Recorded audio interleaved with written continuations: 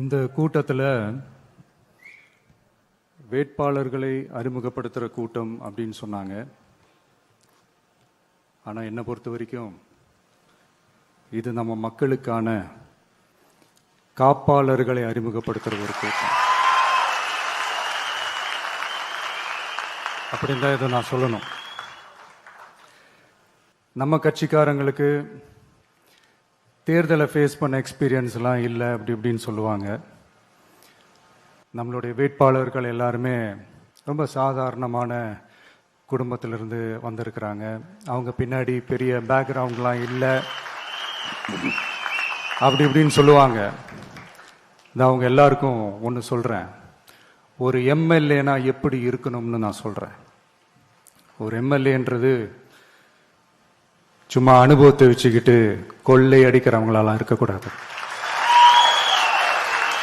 சும்மா அனுபவத்தை வச்சுக்கிட்டு சட்ட விரோதமா கல்குவாரியில ஈடுபடுறவங்களாலாம் இருக்கக்கூடாது. சும்மா அனுபவத்தை வச்சுக்கிட்டு கேள்வி கேட்கிற பிரஸ் ரிப்போர்ட்டர்ஸா தாறுமாறா தாக்குறவங்களாலாம் இருக்கக்கூடாது.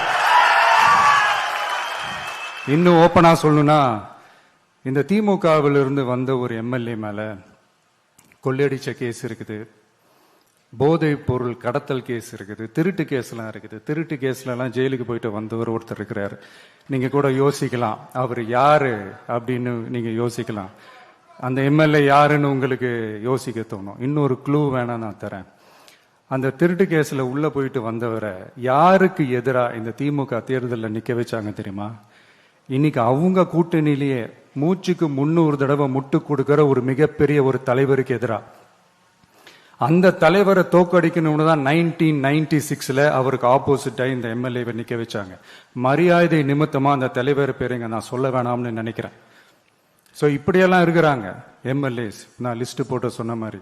ஆனா எம்எல்ஏஸ்னா சும்மா இல்லை, ஒரு தொகுதிக்கான அந்த மக்களுக்கான எல்லை காப்பாளர்கள். அப்படி இருக்கணும்.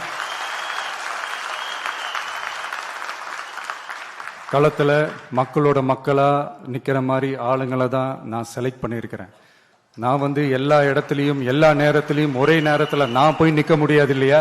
அதனால என் சார்பா என்னோட பிரதிநிதிகளா நானே பார்த்து என்னுடைய வேட்பாளர்களை செலக்ட் பண்ணியிருக்கிறேன்.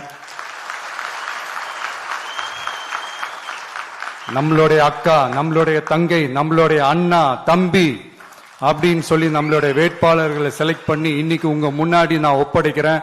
மக்களே, அவங்கள எம்எல்ஏ ஆக்க வேண்டியது உங்களுடைய பொறுப்பு.